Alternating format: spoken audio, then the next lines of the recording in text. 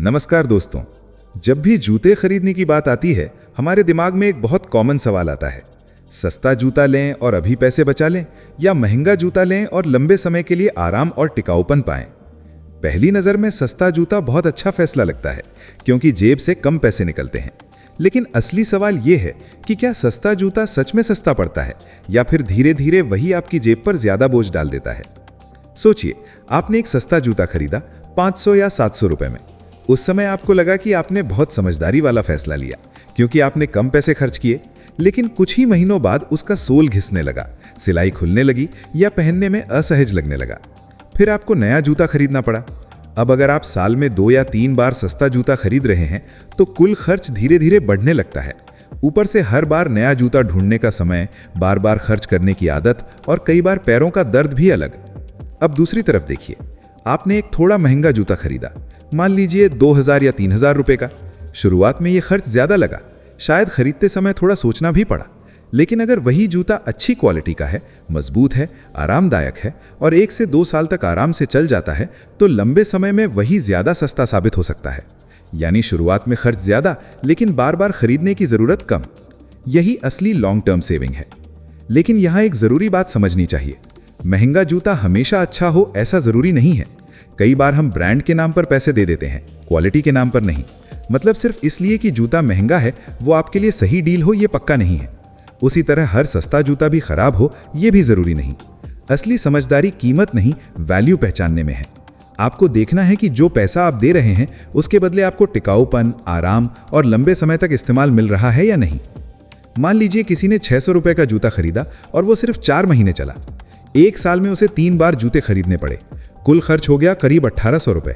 दूसरी तरफ किसी ने 2200 रुपए का जूता खरीदा और वो 2 साल चला।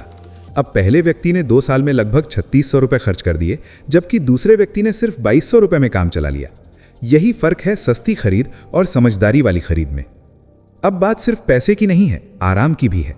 अगर जूते सही नहीं हैं तो पैरों में दर्द, एड़ी में परेशानी, चलने में दिक्कत और रोजमर्रा के कामों में असुविधा हो सकती है। खासकर अगर आप रोज बाहर जाते हैं, काम करते हैं, ज्यादा चलते हैं या लंबे समय तक जूते पहनते हैं तो खराब क्वालिटी का जूता आपके शरीर पर भी असर डाल सकता है। और जब असुविधा बढ़ती है तो कई बार हमें नया जूता जल्दी खरीदना पड़ता है। यानी सस्ता खरीद कर भी हम बचत नहीं कर रहे होते बल्कि खर्च को टाल रहे होते हैं। लेकिन इसका मतलब ये नहीं कि हर बार सबसे महंगा जूता ही खरीदना चाहिए। अगर आपका बजट सीमित है तो आपको बैलेंस बनाना होगा। सबसे सस्ता देखकर तुरंत खरीद लेना भी सही नहीं और सिर्फ महंगा देखकर प्रभावित हो जाना भी सही नहीं। आपको ऐसा जूता चुनना है जो आपके बजट में हो लेकिन बहुत कमजोर क्वालिटी का ना हो। मटीरियल कैसा है, सोल मजबूत है या नहीं, सिलाई ठीक है या नहीं, अंदर से आरामदायक है या नहीं और रिव्यू अच्छे हैं या नहीं, इन सब बातों पर ध्यान देना चाहिए। एक और समझदारी वाली बात यह है कि जूते खरीदते समय सिर्फ कीमत नहीं, कॉस्ट पर यूज यानी हर इस्तेमाल की कीमत सोचिए। अगर आपने 2500 रुपए का जूता खरीदा और उसे 250 दिन पहना तो हर दिन की कीमत सिर्फ 10 रुपए हुई। लेकिन अगर आपने 700 रुपए का जूता लिया और वो सिर्फ 50 दिन चला तो हर दिन की कीमत 14 रुपए हुई। यानी सस्ता जूता खरीद कर भी आप हर दिन ज्यादा पैसे खर्च कर रहे थे। यही वो गणित है जो बहुत लोग नजरअंदाज कर देते हैं। पैसे बचाने का एक अच्छा तरीका यह भी है कि जूते अचानक जरूरत पड़ने पर ना खरीदें।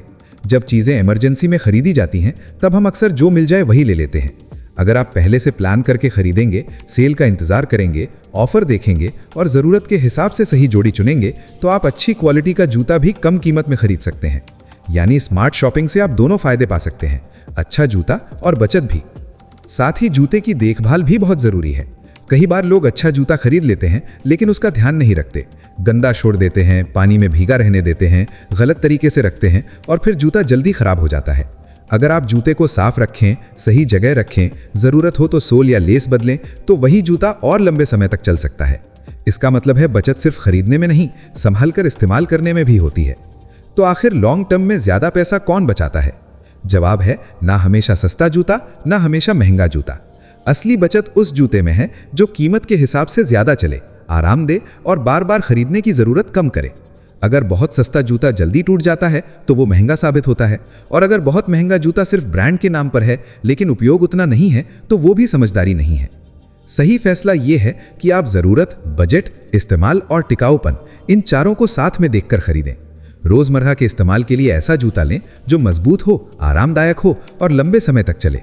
थोड़ा ज़्यादा खर्च करना पड़े तो भी सोचिए कि क्या ये आगे का खर्च बचाएगा।